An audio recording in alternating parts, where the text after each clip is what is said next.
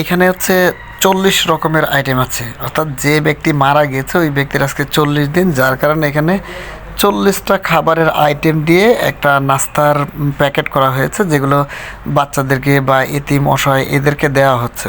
এখানে দেখেন বিভিন্ন রকম 4 থেকে 5 প্রকারের বিস্কিট আছে, তারপরে শসা আছে, নারকেল আছে, চকলেট আছে, তারপরে মুড়ি আছে, চানাচুর আছে, গুড় আছে, চিনি আছে, মানে এই টাইপের 40টা আইটেম আছে এখানে। অর্থাৎ চিন্তা করেন, মানে মৃত ব্যক্তির আজকে 40 দিন, এই জন্য এখানে 40 রকমের আইটেম দিয়ে নাস্তার প্যাকেট করা হয়েছে। কোরআন হাদিসের আলোকে কারো যদি জানা থাকে এই বিষয়টা, তাহলে এই বিষয়টা সম্পর্কে একটু বিস্তারিত আলোচনা করবেন। অর্থাৎ কোরআন হাদিসের বা শরিয়ার কোনো মাসলায় এটার কোনো ভিত্তি আছে কিনা।